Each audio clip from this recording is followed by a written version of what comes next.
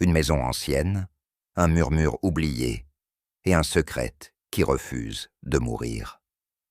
Dans l'ombre feutrée d'un salon anglais, les cœurs se taisent, mais les silences parlent encore. Chaque regard cache une peur, chaque mot retient une vérité. Une énigme tissée dans les plis du passé attend d'être dénouée. Avant de commencer, dis-moi en commentaire, d'où écoutes-tu cette histoire et quelle heure est-il chez toi, prêt? Entrons dans l'histoire. Il y avait chez Hercule Poirot une manière singulière de s'absorber dans la lecture d'une lettre. Assis dans son fauteuil préféré, les jambes croisées avec cette élégance presque théâtrale qui lui appartenait en propre, il tenait entre ses doigts une feuille de papier crème à l'écriture fine, appliquée, presque précieuse. Il fronça légèrement les sourcils, un froncement mesuré, presque affecté, puis me tendit la feuille sans un mot. Je pris la lettre et la lus à voix basse. Elle disait « Monsieur Poirot, votre présence est sollicitée à Vesper Hill ce samedi, à 17 heures précises. Il est temps de lever le voile. À Stoddart, rien d'autre. Pas de formule de politesse, pas d'adresse, sinon celle portée sur l'enveloppe. Le tout sentait le mystère et l'insistance.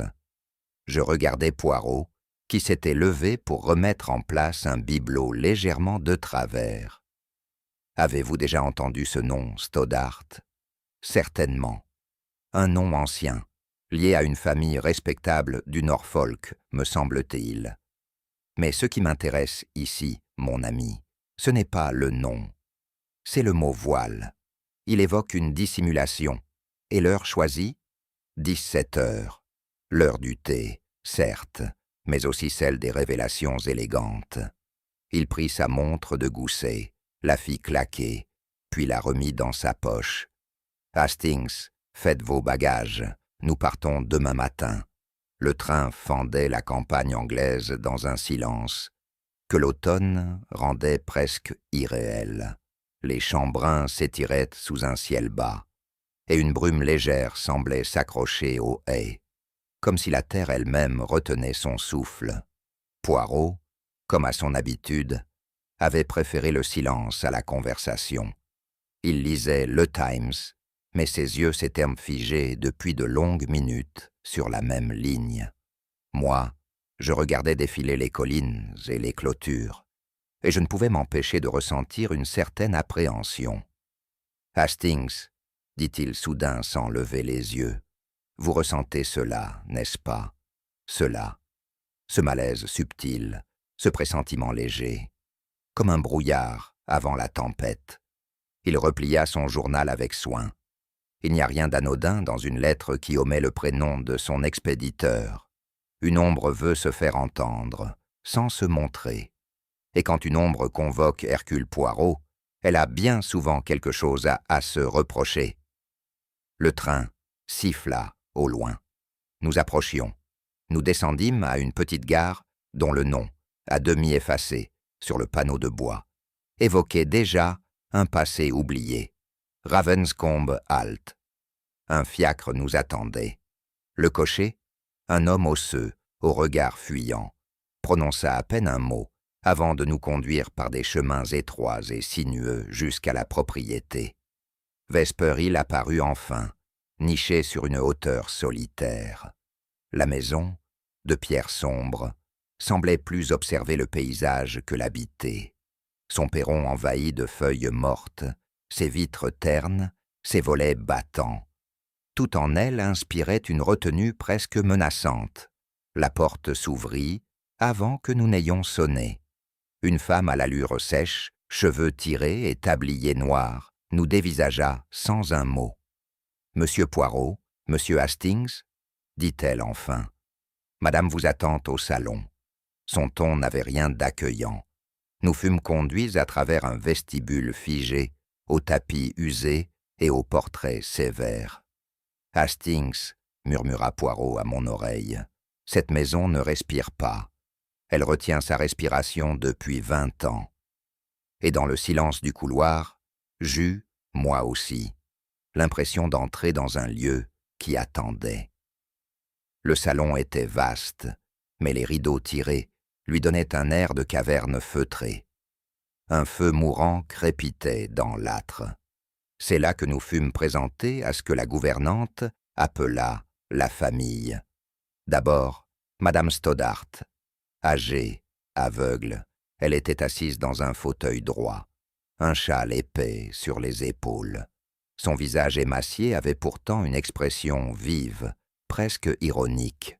« Hercule Poirot, dit-elle d'une voix ferme, j'entends parler de vous depuis assez longtemps pour savoir que votre présence ici signifie que les choses vont, enfin, se dire. » Puis vinrent les neveux.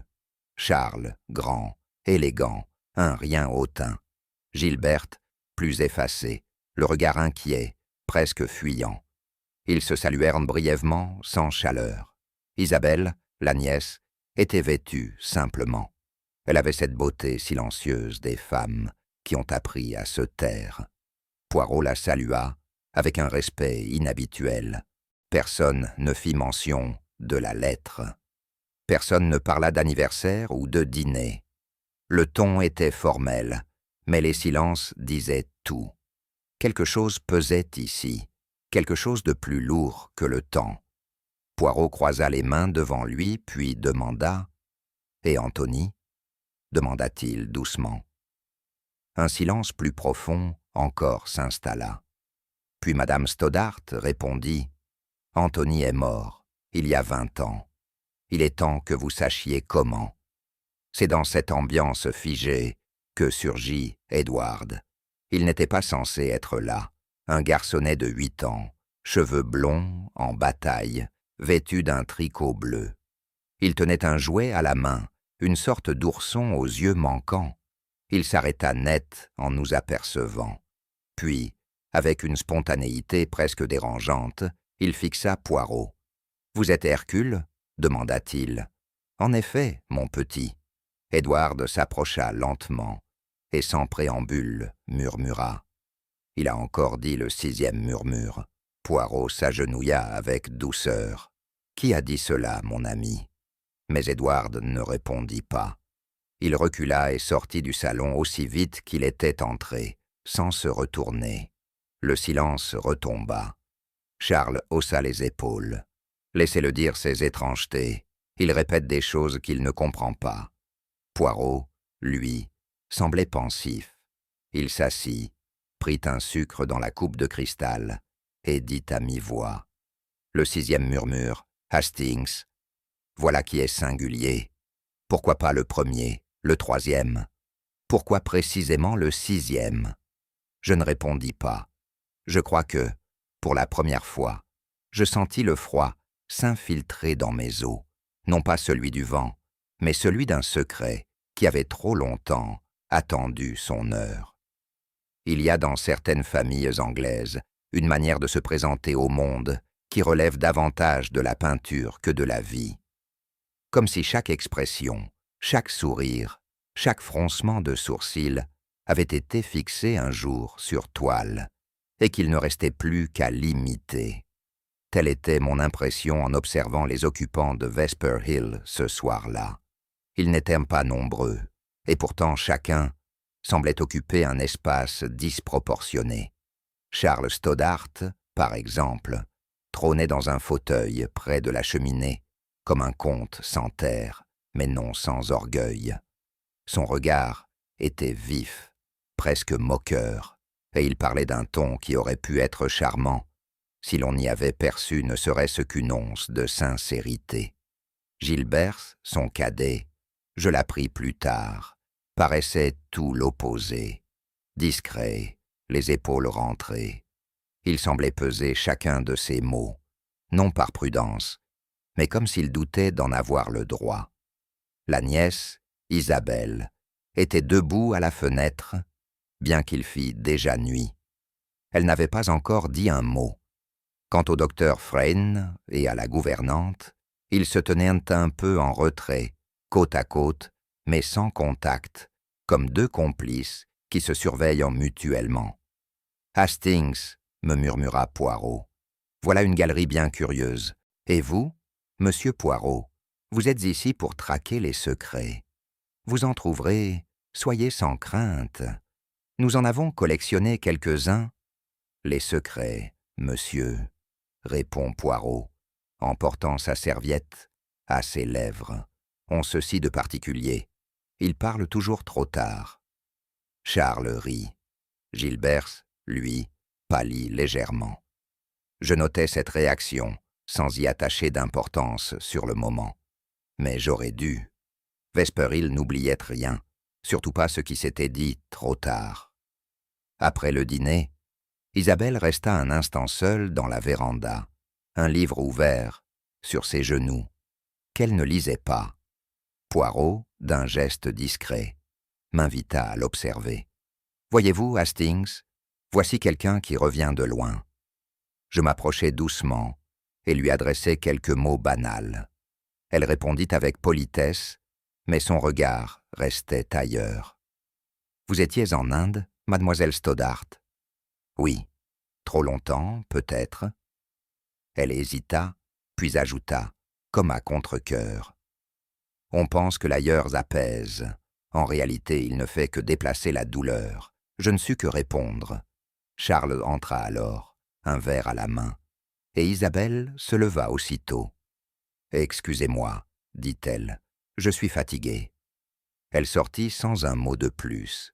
Charles, resté seul, me lança un regard ironique. « Ma cousine joue aux fantômes, mais ne vous y trompez pas, Hastings. Même les fantômes ont parfois des griffes. » Je ne ris pas. Quelque chose, chez lui, m'inquiétait. Dans le petit salon, le docteur Frayne discutait avec Miss Elspeth, la gouvernante. Leur échange semblait anodin, mais je notais la manière dont leurs regards se fuyaient à intervalles réguliers, comme s'ils partageaient un souvenir embarrassant qu'aucun n'osait nommer. Poirot, assis non loin, faisait mine de lire une revue médicale. « Miss Elspeth, dit-il soudain, vous étiez déjà ici à l'époque ? » « J'y suis depuis 32 ans, monsieur Poirot. »« Et vous, docteur Frayne, vous avez connu Anthony Stoddart ?» Le médecin haussa un sourcil. « Bien sûr, je l'ai même soigné pour une entorse, quelques jours avant sa mort. » Un silence. Puis la gouvernante posa sa tasse avec un geste sec. « C'était un jeune homme impulsif, dit-elle. Il est tombé dans l'escalier comme il a vécu, en allant trop vite. » Poirot ne répondit pas, mais son regard s'était aiguisé. « Trop vite ?» répéta-t-il à mi-voix. « Intéressant. Il me fallut un certain temps, ce soir-là, pour comprendre pourquoi nous étions là. Ce n'est qu'en consultant le calendrier posé dans notre chambre d'invités que la vérité me sauta aux yeux. Nous étions le 14 octobre. Je me souvenais très bien de la date, car Poirot m'en avait parlé autrefois, en passant, comme on mentionne un souvenir oublié. Anthony Stoddart, l'aîné de la famille, était mort un 14 octobre, 20 ans auparavant jour pour jour. Une chute dans l'escalier, selon les archives de la presse locale. Accidentelle, disait-on. Je rejoignis Poirot dans sa chambre. Poirot. Cette date, vous saviez ? Je le soupçonnais, Hastings. Mais je voulais que vous le découvriez par vous-même. Cela vous donne le frisson, n'est-ce pas ? Pourquoi réunir tout le monde aujourd'hui ? Pourquoi tant d'années après ? Parce qu'il y a des vérités que l'on ne peut affronter qu'en cercle complet, comme un rituel. Je me souviens avoir regardé par la fenêtre. Le vent s'était levé. Vesper Hill, dans le lointain, n'était plus qu'un dessin noir sur un fond de ciel gris. Et moi, je n'étais plus tout à fait sûr que cette réunion ait été convoquée par les vivants. Le lendemain matin, alors que nous descendions prendre le thé, je sentis une tension presque palpable dans l'air.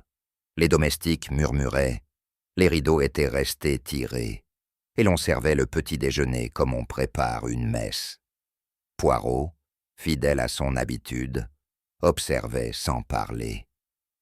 « Ils sont comme des figurants avant une pièce, dis-je. »« Non, Hastings, ils ne jouent pas. Ils retiennent leur souffle. Nous entrâmes dans le salon. Tous étaient là, à nouveau, presque à la même place que la veille. Aucun mot sur la journée à venir. Pas d'allusion à l'anniversaire, pas de sourire, pas de programme. C'est comme si, comment sais-je, comme s'ils attendaient un événement inévitable, acheva Poirot. Et croyez-moi, ils ne le redoutent donc pas. Ils l'espèrent, car une vérité tue finit toujours par empoisonner ceux qui la taisent. Isabelle se leva alors, lentement, et prononça une phrase que je n'oublierai jamais. Un moment, il faut bien que ça recommence. Je ne compris pas ce qu'elle voulait dire. Mais Poirot, lui, avait fermé les yeux. Et dans le silence qui suivit, j'eus l'étrange certitude que ce que nous attendions avait déjà commencé. Je ne saurais dire ce qui me réveilla cette nuit-là. Était-ce le vent s'infiltrant par les fentes des volets? Ou bien cette tension sourde, presque tangible, qui régnait à Vesper Hill depuis notre arrivée? Quoi qu'il en soit, je me trouvais assis dans mon lit, le cœur battant, lorsqu'un cri retentit dans les profondeurs de la maison. Ce n'était pas un cri ordinaire, ni même le cri d'une personne surprise ou effrayée. C'était un cri coupé net, suivi d'un bruit sourd, puis plus rien. Un silence abyssal, presque obscène. Je sautai de mon lit, enfilai ma robe de chambre et courus dans le couloir. D'autres portes s'étaient ouvertes. Charles surgit de sa chambre, les traits tirés. « Qu'est-ce que c'était » lança-t-il. « Je l'ignore, répondis-je. Vite, descendons. » Mais déjà Poirot, tout habillé, descendait l'escalier avec une précision presque inquiétante, comme s'il savait exactement ce qu'il allait trouver. Je me souviens avoir eu la sensation très nette que tout ce que nous avions pressenti s'était condensé dans ce moment. Que l'attente, cette attente invisible, pesante, avait accouché d'un drame, et alors que nous atteignions le vestibule, une silhouette gisait au sol, inerte. Poirot se pencha doucement, et d'une voix étrangement calme, il murmura « Trop tard, mon ami, trop tard pour lui. » C'était le docteur Fresne. Il était étendu, la tête tournée dans un angle qui ne laissait aucun doute sur la gravité de sa chute. L'un de ses bras reposait sous son torse, l'autre semblait avoir tenté d'amortir la descente. Mais ce qui me glaça, ce fut la position même de son corps. Presque identique à celle qu'on m'avait décrite concernant la mort d'Anthony Stoddart, 20 ans plus tôt. Les jambes en biais, le cou contre le premier palier, la bouche à demi ouverte, figée dans une expression d'étonnement muet. Autour de nous, les autres arrivaient en hâte. Isabelle se figea en haut des marches, Charles descendit de 2 marches, puis s'arrêta. Gilberte, pâle comme la cire, s'adossa à la rampe. La gouvernante laissa échapper un gémissement étouffé. Seule la vieille madame Stoddart ne parut pas surprise lorsqu'on lui annonça la nouvelle. Elle demanda simplement « Est-il mort ?»« Oui, madame, » répondit Poirot d'un ton grave. « Il est mort. » Le silence qui suivit fut total, comme si la maison elle-même avait cessé de respirer. Poirot s'agenouilla près du corps, observa les marches, le bois, les détails. Il effleura un petit éclat d'émail brisé coincé entre 2 planches. Puis il releva la tête vers moi. « Hastings, notez cette encoche sur le balustre, et ici, ce fil sombre. Vous le voyez ?» Je me penchai. Un fil de laine noire, presque invisible, pendait le long du poteau d'angle. « Ce n'est pas un accident, » murmura Poirot. « Pas plus que la première fois. » Alors que je remontais lentement les marches, encore sous le choc de cette scène, une petite silhouette se détacha de l'ombre du palier. C'était Edward, en chemise de nuit, les pieds nus, ses yeux pleins de larmes. Il me regarda, puis prit ma main, sans un mot. Sa peau était glacée. « Tu as entendu quelque chose ?» lui demandai-je doucement. Il acquiesça, les lèvres tremblantes. C'était comme avant. Il a dit le 6e murmure. Encore une fois. Je restais figé. Ce n'était pas un enfant qui délirait dans son sommeil. Sa voix était calme, précise, comme celle d'un témoin. « Qui, Edward? Qui a dit cela ?» Mais il ne répondit pas. Il se serra contre moi, la tête enfouie dans mon manteau. Et je le sentis frissonner. Je descendis avec lui. Poirot, toujours près du corps, leva les yeux vers nous et dit « Voilà, Hastings. L'enfant a entendu ce que nous n'avons pas su voir. Il nous faudra l'écouter. Car dans cette maison, seuls les murmures semblent dire la vérité. Et moi, pour la première fois, je compris que le drame que nous venions de découvrir n'était peut-être qu'un écho. L'arrivée de l'inspecteur Mallette, de la petite bourgade voisine, eut sur les membres de la famille un effet étrange, un mélange de soulagement et d'irritation contenue. Soulagement, peut-être, à l'idée de confier les événements à une autorité extérieure. Irritation, sans doute, à la perspective d'être questionnés sur des faits qu'ils auraient préféré ensevelir avec les souvenirs. Mallette était un homme trapu, d'un flegme bien campagnard, et dont la moustache broussailleuse trahissait une affection certaine pour la simplicité. « Une chute, messieurs, » dit-il en se grattant le menton. Rien de plus classique. Ces escaliers anciens sont traîtres, surtout la nuit, surtout quand on a un peu trop bu. Il fit un tour de la rampe, haussa les épaules et ajouta « Si vous voulez mon avis, c'est une malheureuse coïncidence. La maison a ses caprices. » Je le regardais avec stupeur. Poirot, lui, resta parfaitement impassible. « Et le fil de laine ?» murmurai-je à mon ami. « Patience, Hastings, nous allons examiner la scène comme il se doit. Et lorsque le moment viendra, nous dirons ce qu'il faut dire. Mais pas à cet homme. » Car à l'évidence, l'inspecteur Mallette n'était pas l'homme de la situation.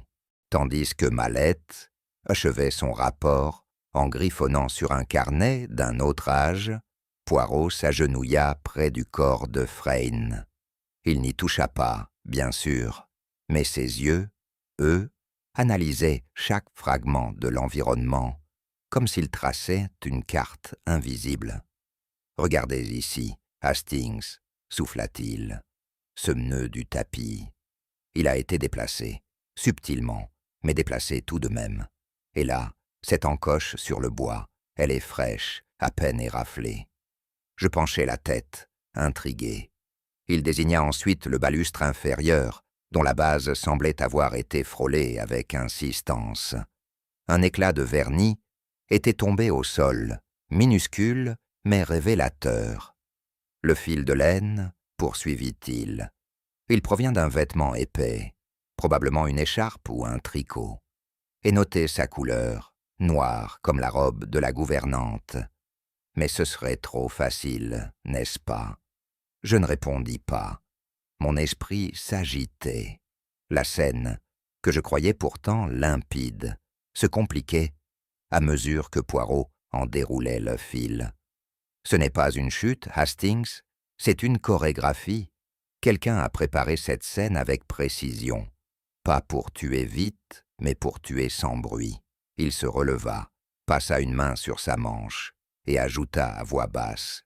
Et le plus fascinant, c'est qu'il s'agit là du second acte d'un drame commencé 20 ans plus tôt.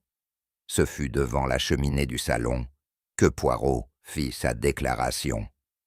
Tous les membres de la famille avaient été réunis à sa demande. L'atmosphère était étouffante, bien que le feu fût mourant. Il prit la parole avec cette gravité polie qui lui allait si bien. « Mesdames et messieurs, je ne vais pas m'appesantir sur les apparences. Vous les connaissez. Et vous savez aussi bien que moi qu'elles mentent. Le docteur Frayne n'est pas mort d'une chute. Il a été assassiné. » Un frisson parcourut l'assemblée. Charles s'agita sur son fauteuil. Isabelle détourna les yeux et Gilberte murmura un « mon Dieu », presque inaudible. Seule Madame Stoddart resta immobile. Assassinée, reprit Poirot, avec une mise en scène délibérément calquée sur la mort d'Anthony Stoddart. Le mimétisme est trop précis pour être accidentel. Il marqua une pause. Quelqu'un ici voulait que l'on croie au hasard.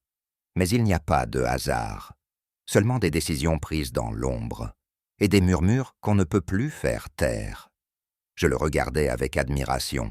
Une fois encore, il avait vu ce que nul ne voulait voir.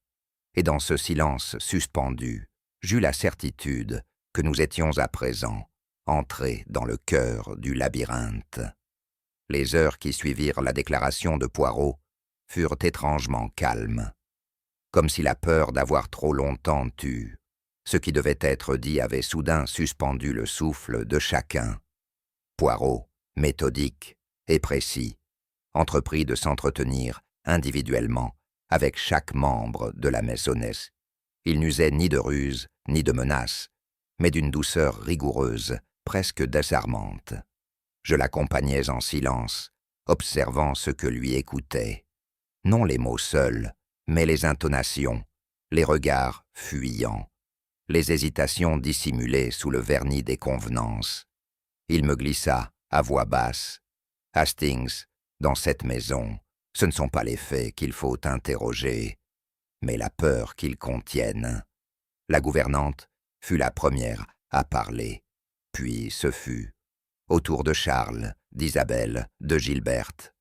Tous avaient quelque chose à dire, mais aucun ne disait ce qu'il fallait. Et plus encore que leurs paroles, c'étaient les silences, longs, lourds, chargés, qui me frappaient. Je notais leurs doigts crispés sur les accoudoirs, leurs regards qui se perdaient vers l'escalier, leur refus obstiné de prononcer certains noms à voix haute.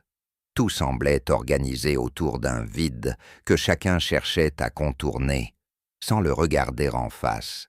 Et c'est là, peut-être, que Poirot bâtissait déjà la clé de l'énigme.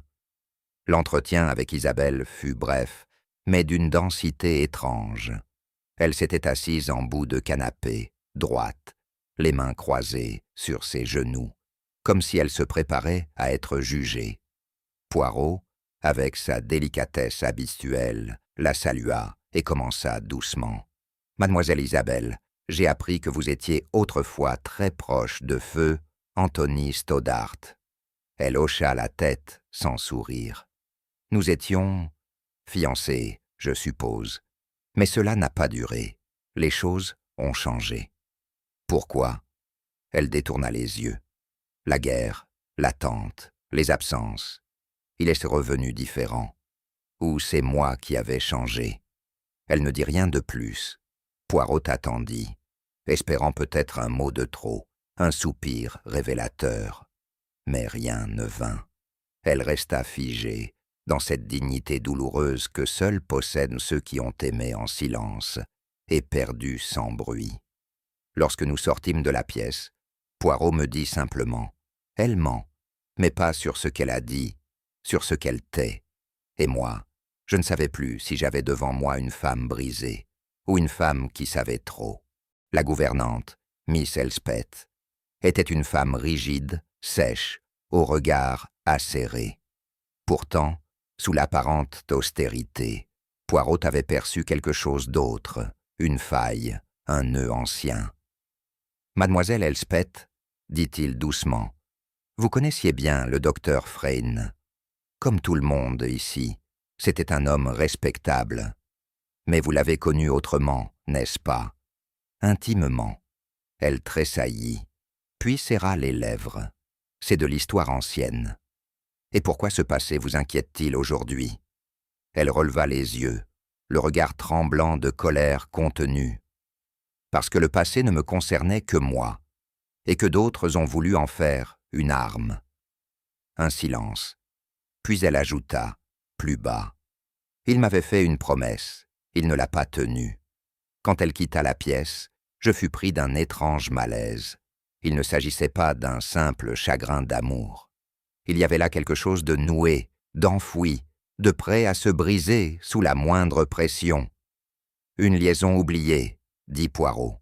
Non pas un mobile, Hastings, mais peut-être un levier. Charles, en revanche, ne chercha nullement à dissimuler son mépris. Des interrogatoires, vraiment? Et quoi encore? Des aveux sur l'oreiller? Poirot ne s'émut pas. Il lui posa une seule question. « Vous aviez des dettes de jeu, monsieur Stoddart ?» Charles sourit, amer. « J'en ai toujours, et je les paie, à ma manière. Et la mort de votre cousin Anthony, puis celle de Fresne, cela vous avantage, non ?» Un éclair passa dans son regard. Il répondit plus bas. « Je ne suis pas un saint, mais je n'ai pas besoin de tuer pour vivre. » Poirot incline la tête. « Non, mais parfois, monsieur, il suffit de détourner les yeux au bon moment. » Lorsque Charles quitta la pièce, je soufflai. C'est lui, c'est forcément lui, il a tout à gagner. Poirot ne répondit pas, mais je vis, dans le pli léger de sa bouche, cette petite ride qui annonçait toujours un doute, ou une fausse piste. Le lendemain matin, Poirot me demanda de l'accompagner dans le bureau d'Anthony. La pièce n'avait guère changé, selon les dires de la gouvernante. Rien n'y avait été touché depuis 20 ans, disait-elle, comme si la mémoire du défunt imposait le silence aux objets. Mais Poirot, lui, ne croyait pas aux mémoires figées. Il se mit à examiner les tiroirs, les dossiers, les volumes. Et c'est dans un double fond d'un secrétaire qu'il trouva ce qu'il cherchait. Une liasse de lettres, jaunies, certaines ouvertes, d'autres non, toutes adressées à différents membres de la famille. « Anthony écrivait beaucoup, » murmura Poirot, « mais ces lettres ne sont jamais arrivées à leur destinataire. Je pris l'une d'elles, destinée à Isabelle. Elle n'avait jamais été décachetée. Pourquoi les cacher? Parce qu'elles contenaient une vérité que quelqu'un ne voulait pas voir surgir. » Il ouvrit une lettre adressée au docteur Fresne. Le ton y était grave, presque accusateur. Anthony savait quelque chose, Hastings, et il voulait l'écrire avant qu'il ne soit trop tard. Je le regardais, troublé. Et il est mort avant de pouvoir les envoyer? Poirot referma doucement le tiroir. Ou bien, quelqu'un l'a empêché. Chaque entretien, chaque mot glané, chaque regard soutenu renforçait en moi une impression singulière. Personne, ici, ne mentait ouvertement. Mais chacun semblait s'interrompre une seconde trop tôt. Comme si le dernier mot, celui qui eût tout révélé, était avalé par une force obscure. Je m'ouvris de cette sensation à Poirot. Ils parlent, mais pas jusqu'au bout. Comme s'ils avaient peur de quelque chose que nous ne voyons pas. Ce n'est pas la peur, Hastings, c'est l'habitude. Vesper Hill est une maison où l'on tait, où l'on apprend à taire. Je repensais au petit Edward, à ces phrases étranges, à ce 6e murmure répété dans l'ombre. Peut-être est-ce l'enfant le seul à ne pas avoir appris à se taire. Précisément, dit Poirot. Et son regard se perdit un instant dans le vide, comme s'il entendait déjà ce murmure qui, au lieu d'être étouffé, revenait. Je dois confesser que ce matin-là, je me sentais porté d'un rare élan de certitude. L'attitude de Charles depuis l'arrivée de Poirot, son mépris affiché, son ironie constante, son agitation perceptible dès qu'on évoquait la mort d'Anthony ou celle du docteur Fresne, tout cela, ajouté à ses dettes et à son héritage prochain, me paraissait accablant. Je trouvais Poirot seul dans la bibliothèque, examinant un cadre renfermant une photo ancienne de la famille Stoddart. « Poirot, dis-je sans embâge, je crois que nous avons notre homme. » Il tourna lentement la tête vers moi, sans prononcer un mot. « Charles, bien sûr. Il a tout à gagner. Et il est nerveux, trop nerveux. Continuez, mon ami, dit-il simplement. Il a probablement surpris les intentions du docteur Fresne. qui semblait vouloir révéler un secret lié à la mort d'Anthony. Alors, il a reproduit la mise en scène, espérant que cela passerait pour une coïncidence morbide. Mais vous l'avez percé à jour, j'en suis sûr. Poirot sourit doucement. Une hypothèse séduisante, Hastings. Elle a l'élégance de la logique, mais pas la finesse de la vérité. Je restais interdit. Ce n'était pas la réaction que j'avais espérée. Vous croyez qu'il est innocent? Je crois que la peur rend maladroit, et que le remords rend silencieux. Mais ni l'un ni l'autre ne suffisent à faire un meurtrier.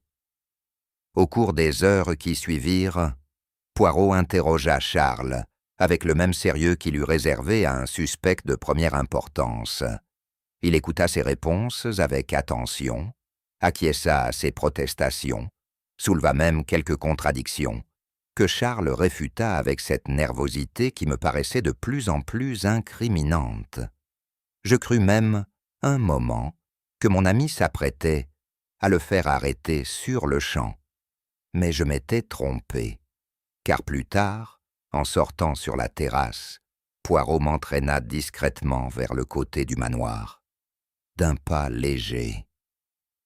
Vous avez remarqué, Hastings, que Charles parle beaucoup, mais qu'il n'a jamais évoqué le grenier? Le grenier? Non. Pourquoi l'aurait-il fait? Parce qu'il est le seul endroit de la maison que personne ne mentionne. Et mon ami, dans cette maison, les silences sont plus bavards que les mots. Je ne compris pas sur le moment, mais l'éclat dans les yeux de Poirot me fit comprendre qu'il venait de trouver une piste autrement plus subtile. Venez, il est temps d'écouter ce que d'autres ont tenté d'effacer. Et nous montâmes l'escalier secondaire, celui qu'on n'avait pas emprunté depuis des années. Le grenier de Vesper Hill avait cette odeur douceâtre des choses longtemps oubliées. Poussière, papier jauni, bois sec et silence suspendu. La lumière y filtrait à peine. Nous marchions entre des malles éventrées, des jouets épars, des vêtements de laine rongés par le temps. Poirot s'arrêta devant une vieille malle à fermoir d'osier. Il l'ouvrit d'un geste précis, presque cérémonieux, comme s'il savait exactement ce qu'il allait y trouver, et, au milieu d'objets sans intérêt apparent, se trouvait un petit phonographe portatif. Modèle ancien, à manivelle, soigneusement protégé par une housse en lin. À côté, une boîte de disques, chacun étiqueté d'une écriture régulière. Soir d'octobre, promenade dans les bois, répétition de l'enfant. Le dernier, sans titre, était glissé dans une enveloppe en papier brun. Celui-ci, dit Poirot, c'est celui qu'ils ont voulu cacher. Il plaça le disque sur l'appareil, actionna la manivelle, ajusta le bras, et la pièce se remplit soudain d'un crépitement vivant, presque trop vivant, puis une voix, celle d'un homme jeune, un peu rieuse, que je n'avais jamais entendue, mais qui fit frissonner Poirot. « C'est Anthony, souffla-t-il. » La voix parlait, doucement, puis baissait, et à l'instant précis où l'on distinguait ce qui ressemblait à un murmure, l'enregistrement se coupait net. 5 murmures, dit Poirot, mais pas 6. Nous réécoutâmes l'enregistrement à plusieurs reprises. À chaque fois, les voix montaient, devenaient presque audibles, puis s'interrompaient avec une régularité suspecte, comme si une main invisible avait délibérément tranché la bande au moment crucial. « Pourquoi effacer uniquement la fin ?» demandai-je. « Parce que ce qui a été dit à cet instant précis ne devait pas être entendu, pas alors, pas aujourd'hui, peut-être jamais. » Il s'approche de la fenêtre du grenier, pensive. « Hastings, le 6e murmure, celui que l'enfant répète. Il ne l'a pas inventé, il l'a entendu ici, il l'a mémorisé. Vous pensez qu'il a écouté ce disque? Je pense qu'il a entendu une voix, et que cette voix est revenue en lui comme un écho. Et les enfants, vous savez, répète sans comprendre ce qu'il ravive. Il se tue un moment. Il faut retrouver le 6e murmure, Hastings. C'est lui, et lui seul, qui nous dira pourquoi Anthony est mort. Pas comment. Pourquoi. Et je compris que nous ne poursuivions plus un assassin seulement, mais une parole, étouffée, un aveu que le passé n'avait pas digéré. Nous trouvâmes Edward dans la bibliothèque, seul, assis devant un coffret de cubes en bois. Il les alignait avec application, formant des lignes, des angles, des figures qui semblaient n'avoir de sens que pour lui. Poirot s'assit près de lui, sans le déranger. « Edward, mon petit, tu te souviens de la voix que tu as entendue l'autre soir ?» L'enfant hocha lentement la tête. « Tu peux me la répéter encore, ce qu'elle disait ?» Il leva les yeux, hésita, puis, d'une voix douce, presque chantée, il répéta.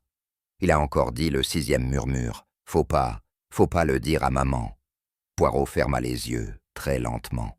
« Hastings, dit-il, c'est une imitation. » Il refait la voix. Exactement. Intonation, rythme, hésitation. Vous voulez dire que ce n'est pas sa phrase, c'est celle qu'il a entendue, il y a 20 ans. Celle d'Anthony, enregistrée, peut-être même adressée à quelqu'un ici, et effacée ensuite. Édouard souriait maintenant, comme si ce jeu lui plaisait. Tu peux la redire encore? Pas le 6e, pas à maman. Et soudain, dans cette pièce remplie de livres, ce petit garçon fit renaître une voix disparue, celle d'un homme jeune, inquiet, sur le point de révéler quelque chose, et qui, peut-être, n'en avait jamais eu le temps. Poirot lui prit doucement la main. « Merci, mon petit. Tu viens de réveiller un secret que personne d'autre n'aurait su entendre. » Le thé fut servi dans un silence d'une densité oppressante. Nous étions seuls, Poirot et moi, dans le petit salon aux boiseries cirées. Dehors, le vent soufflait doucement, comme un soupir trop longtemps retenu. Poirot remuait distraitement son breuvage, l'air préoccupé. « Frayne devait parler ce soir-là, dit-il enfin. Je levai les yeux, surpris. Il avait prévu de dire quelque chose, de révéler ce qu'il n'avait jamais osé formuler à voix haute. Et je suis convaincu, mon ami, qu'il ne croyait pas un instant à l'accident d'Anthony. Vous pensez qu'il enquêtait, plus discrètement que moi, certes, mais avec une rigueur égale. Les morts qui se ressemblent ne sont jamais innocentes. Frayne avait observé, retenu, noté. Il avait vu ce que personne n'avait voulu regarder. Il marqua une pause. Il s'apprêtait à briser un pacte tacite, celui du silence. Et quelqu'un, ici, l'a su, avant lui-même. Je posai ma tasse, légèrement tremblant. Vous pensez que sa mort n'est pas la fin, mais le point de rupture? Exactement, dit-il. Ce n'est pas une vengeance, c'est une orchestration. Et dans ses yeux, je lus la certitude que le passé n'avait jamais été aussi présent. Ce fut dans la chambre du docteur Frayne que Poirot me fit découvrir ce qu'il appelait les traces laissées volontairement par ceux qui doutent.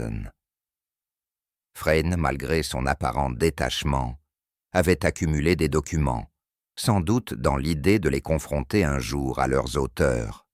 Dans une boîte dissimulée sous un tiroir double, nous découvrîmes des coupures de presse soigneusement pliées. L'une d'elles, datée précisément du lendemain de la mort d'Anthony, relatait l'accident d'un ton suspectement évasif. Frayne y avait souligné une phrase à l'encre noire. La famille Harfey a refusé toute autopsie. À côté, une note rédigée à la main. Il a été poussé. Je suis presque sûr. Témoignage jamais recoupé. Isabelle pleurait avant la chute. Voilà, dit Poirot, ce que je craignais. Frayne savait. Oui, et il a attendu, trop longtemps. Lorsqu'il a voulu parler, il était déjà condamné. Je regardais ces fragments de papier, si fragiles, et pensais que la vérité tient parfois dans une encre trop pâle pour être crue. Miss Elspeth nous reçut dans le petit salon des dames, un lieu désuet qui semblait n'avoir connu ni rire ni lumière depuis des années. Elle se tenait droite, les mains croisées, comme si elle assistait à une messe intérieure. « Mademoiselle, » dit Poirot d'un ton courtois, « vous êtes ici depuis bien longtemps. Vous avez vu grandir Antony, n'est-ce pas? Je l'ai vu naître et je l'ai vu mourir. » Elle ne tremblait pas, mais ses yeux, habituellement vifs, semblaient chercher une issue invisible. « Il y a 20 ans, » poursuivit Poirot, « vous avez déclaré ne pas avoir entendu la chute. Pourtant, la porte de votre chambre donne directement sur l'escalier. » Un silence. J'étais en prière. J'ai toujours prié à cette heure-là.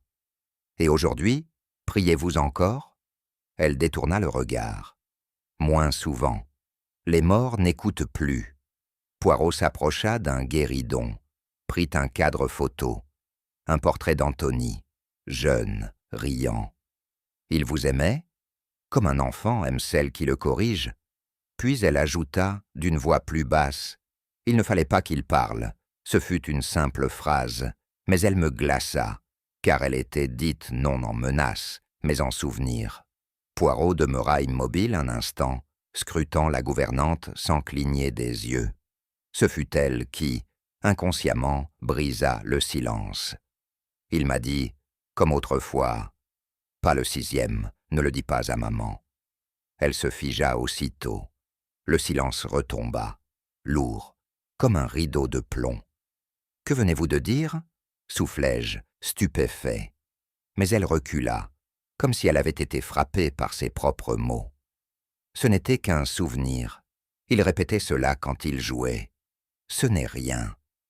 Poirot se redressa lentement, les bras croisés. Rien, dites-vous? Et pourtant cette phrase est identique à celle que l'enfant a prononcée. Identique. Elle serra les lèvres, détourna le regard. Il répétait cela. Je ne sais pas pourquoi.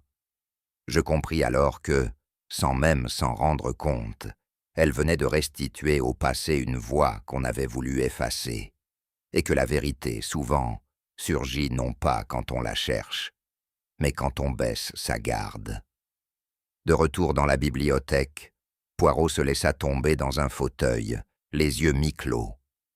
Je m'assis en face, le cœur encore agité par l'étrangeté de la phrase prononcée par la gouvernante. Poirot, vous savez déjà, n'est-ce pas? Je devine, Hastings, et ce que je devine n'est pas agréable à dire. Il prit un moment, puis déclara, « Isabelle, elle seule a le profil psychologique, la proximité intime et la lucidité pour avoir orchestré cela. Mais elle semble si perdue. C'est souvent chez les âmes les plus silencieuses que fermentent les vengeances les plus tenaces. » Il se leva, fit quelques pas. Elle était fiancée à Antony. Il la trahit, peut-être pas en amour, mais en secret. Il s'apprêtait à révéler quelque chose qui aurait détruit la famille. Ephraim, il l'a compris, trop tard. Et elle est revenue ici pour conclure ce qui avait commencé 20 ans plus tôt. Je demeurais muet. L'image d'Isabelle, les yeux dans le vide, me revenait. Non comme celle d'une meurtrière, mais comme celle d'un cœur broyé. Elle a tué par loyauté, dit Poirot, mais la loyauté aveugle est la plus dangereuse des illusions. Les jours qui avaient en précédé étaient flous dans mon esprit, comme baignés d'une brume psychologique. Mais tout, à présent, commençait à s'imbriquer, et je sentais que Poirot touchait au dernier fils du mystère. Il se tenait devant la bibliothèque, fixant un tableau représentant Vesper Hill en hiver. Il me dit sans détour, « Tout repose sur une vérité que personne n'a voulu dire. Antony avait découvert un abus, peut-être une falsification d'héritage, peut-être un secret moral. Il menaçait de tout révéler, et Isabelle l'a empêché. Oui, d'un geste irréfléchi, peut-être, mais depuis, elle vit avec ce poids. Elle est partie, et elle est revenue. Je regardais autour de moi. Tout, dans cette maison, semblait bâti sur la peur du mot de trop, sur le refus de regarder ce qu'on sait déjà. Elle a voulu rejouer la scène, murmurai-je, pour la maîtriser, dit Poirot, pour qu'elle lui appartienne, enfin. Mais en faisant cela, elle a commis le crime véritable, celui qui ne se justifie pas par l'élan, mais par la mémoire. Je baissai les yeux. Et maintenant, Poirot s'approcha, posa une main sur mon épaule. Maintenant, Hastings, nous allons l'aider à parler, même si cela doit briser ce qui reste d'elle.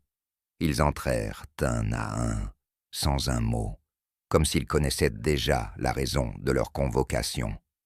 Le grand salon, à cette heure où la lumière décline, semblait plus vaste encore, ses rideaux tirés et son feu mourant accentuant cette atmosphère que seul le mot « vérité » peut rendre palpable.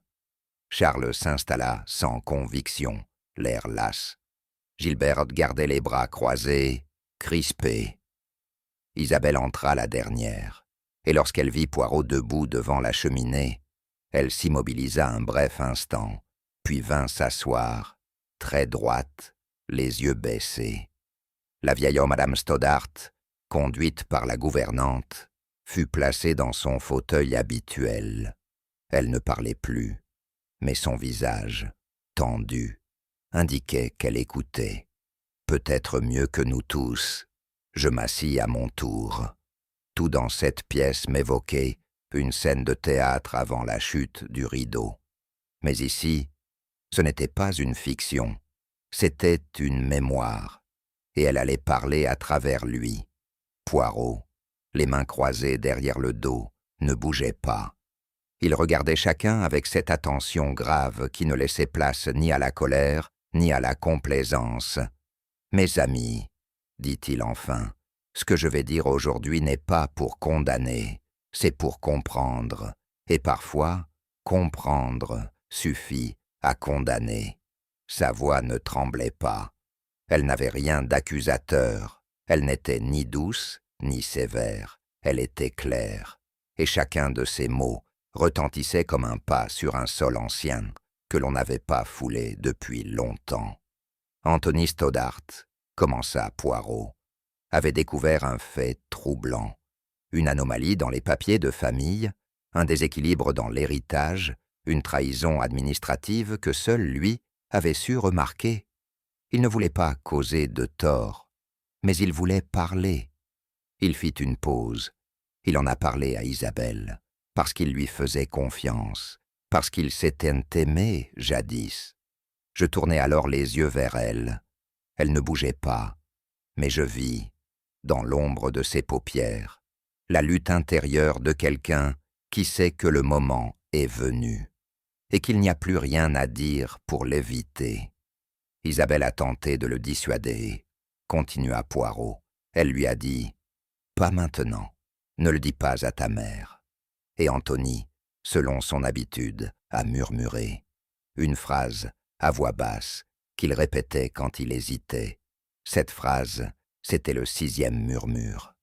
Poirot se tut un instant, et ce murmure est devenu le dernier. Dans le silence du salon, seule la vieille pendule se fit entendre, comme si le temps lui-même confirmait la sentence. « Ce que j'avance, poursuivit Poirot, ne repose pas uniquement sur des déductions. Il repose sur une mémoire trop longtemps contenue, et aujourd'hui, ramenée par un enfant. » Il se tourna vers Isabelle. « Vous l'avez entendu, n'est-ce pas, cette voix que répète Edward. C'est celle d'Anthony, enregistrée avant sa mort. Et vous êtes la seule ici à avoir su ce qu'il avait dit, parce que vous étiez là. » Isabelle ferma les yeux, très lentement. Elle ne pleurait pas. Elle n'essayait même pas de se défendre. « Vous étiez sur l'escalier, » continua Poirot. « Vous l'avez retenu. Il voulait descendre, vous avez essayé de l'arrêter. Mais sa décision était prise. Il fit un geste très lent, comme pour figurer un déséquilibre. Vous avez crié son nom, il s'est retourné, et dans ce moment d'instinct, Ce moment de panique, vous l'avez poussé. Le silence fut absolu. Isabelle rouvrit les yeux. « Je n'ai pas voulu, » dit-elle. « Je voulais juste l'arrêter. »« Et vous l'avez fait, madame, » dit Poirot sans colère. « Définitivement. » Elle baissa la tête. Aucun cri, aucun effondrement. Seulement ce retrait douloureux de ceux qui savent que la vérité n'est plus une menace, mais un soulagement cruel. « Le docteur Fresne, » dit alors Poirot d'une voix plus basse, « n'a jamais cru à l'accident. Il a vu la peur dans vos yeux, madame. Il a deviné votre secret, et il l'a gardé, jusqu'à ce que votre retour le pousse à douter de votre paix.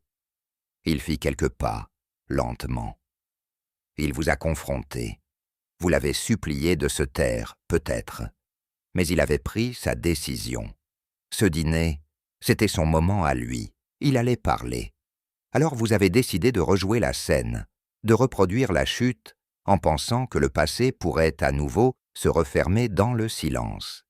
Isabelle ne répondit pas, mais la vieille Madame Stoddart, que l'on croyait assoupie, murmura. Elle voulait seulement que rien ne change. Elle croyait protéger cette maison, en tuant ceux qui la menaçaient. Ce fut un murmure à peine audible, mais dans ce souffle ancien, résonna la tristesse de toute une époque. Poirot hocha la tête, et c'est ainsi que l'on confond loyauté et destruction. Poirot, d'un geste mesuré, sortit de sa poche un petit appareil, aux allures bien modestes, un second phonographe, plus moderne que celui retrouvé au grenier, avait été apporté discrètement plus tôt dans la journée. Je compris alors que tout ce moment avait été soigneusement orchestré. Ce n'était pas une improvisation, c'était un dénouement. « Il nous manquait une voix, » dit Poirot, « une voix enfantine, mais qui a su imiter avec une exactitude troublante le timbre d'un homme disparu. Grâce à Edward, le 6e murmure a pu être reconstitué. Écoutez. » Il enclencha la bande. Un léger grésillement s'éleva, puis une phrase, claire, comme si elle remontait d'un puits profond. Elle m'a dit de me taire, mais je ne peux pas cette fois, Isabelle le saura. Personne ne bougea. J'entendis derrière moi un souffle court, Charles, peut-être, mais je n'osais me retourner. La voix continua, plus bas, presque un soupir. Si je tombe, ce sera elle. Puis le silence, le vrai. Celui qui tombe comme une couverture sur une pièce trop froide. Je ne savais que penser. Ce n'était pas une déclaration de haine. C'était un adieu lucide, triste, presque résigné. Anthony n'avait pas crié vengeance. Il avait simplement voulu que son départ ne reste pas un malentendu. Poirot éteignit l'appareil et le posa sans un mot. Tous les regards convergèrent alors vers Isabelle, mais elle n'avait pas bougé. Elle regardait droit devant elle, comme si cette voix venait de franchir une barrière intérieure qu'elle croyait scellée. Et moi, dans ce silence de pierre, je ne pouvais que me demander à quel moment la vérité cesse-t-elle d'accuser et commence-t-elle à absoudre. Elle ne dit rien, pas un mot. Mais il n'en fallait pas. Son regard, fixé sur un point invisible entre elle et la cheminée, parlait pour elle. Ce n'était pas de la honte, ni même une supplique. C'était un regard de souvenir, celui que l'on adresse à une silhouette que l'on ne reverra plus. Une larme roula sur sa joue, très lentement, sans qu'elle la chasse. J'eus honte de mon propre jugement. Moi qui, quelques jours plus tôt, la trouvais distante, presque arrogante, je la découvrais soudain humaine, douloureusement humaine. Poirot, lui, ne l'interrogea pas. Il se contenta d'un hochement de tête, le même que j'avais vu 1000 fois lorsqu'il refermait une affaire, non par satisfaction, mais par fatalité. « Il y a des silences, » me dit-il plus tard, « qui valent 1000 aveux, mon cher Hastings. » Et ce jour-là, je compris qu'il avait raison. Tout en moi voulait condamner, mais une part égale voulait comprendre. Et dans cet équilibre précaire, naît le vrai mystère de la justice. Lorsque nous quittâmes le salon, il me sembla que la maison respirait autrement, non pas avec soulagement, mais avec cette pesanteur étrange qui suit une confession longtemps redoutée.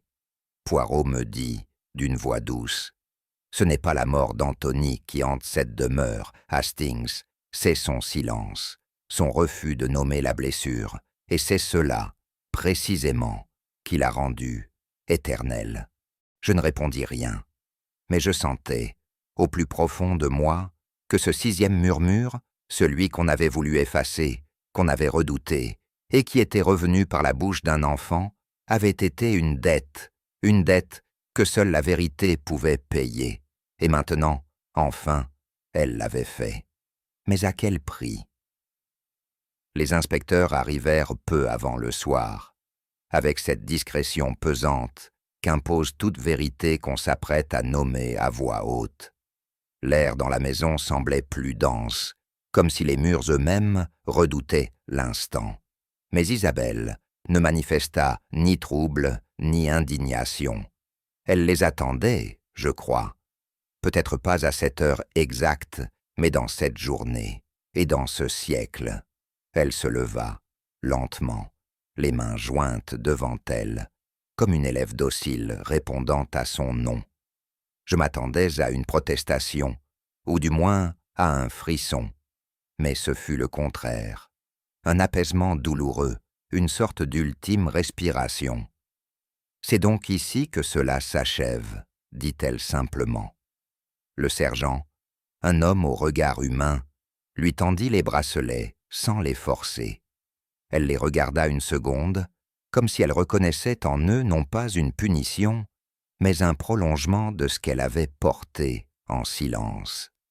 Je me tenais près de la bibliothèque, les mains moites, incapable de détacher mes yeux d'elle.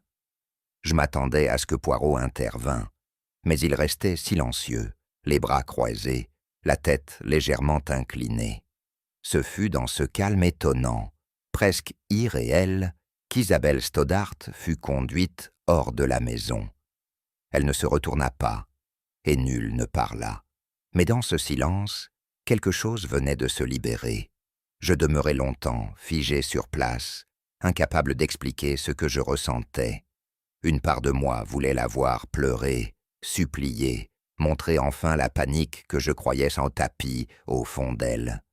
Mais ce que je vis, ce que je ne pourrai jamais oublier, ce fut autre chose. Isabelle, au moment même de franchir le seuil, me lança un regard. Il n'était ni fuyant, ni dur, ni même las. Il était résigné, comme si depuis le début, elle savait qu'elle allait finir ainsi, comme si ce chemin avait toujours été le sien. Je compris alors qu'elle n'attendait pas d'être jugée. Elle l'avait déjà été, chaque nuit, par ses propres souvenirs. Et son aveu, car c'en était un, sans un mot, me frappa avec plus de force que n'importe quelle déclaration en cour d'assises. Je voulus dire quelque chose, une phrase, une absurdité peut-être, mais Poirot me posa la main sur l'épaule. Sa pression fut brève, mais elle suffit. Ce silence était juste. Il ne fallait pas le briser, pas encore. Lorsque la porte se referma, un soupir monta du fond du couloir. Ce n'était pas un son humain, mais une impression, celle d'une maison qui expire, enfin, comme si l'on venait d'en ouvrir les fenêtres après un siècle de repli. Et puis, dans le silence, une voix s'éleva, fragile mais nette. Maintenant, la maison peut respirer. C'était la vieille Madame Stoddart. Assise dans son fauteuil, les mains croisées sur ses genoux frêles, elle semblait plus droite qu'à l'ordinaire. Ses yeux, voilés par la cécité, fixaient un point indéfini devant elle, mais son visage avait perdu cette crispation douloureuse qu'il portait depuis notre arrivée. Je fus frappé, une fois encore, par l'étrange lucidité de ceux que l'on croit absents. Elle n'avait peut-être rien vu, mais elle avait tout perçu. Poirot hocha lentement la tête.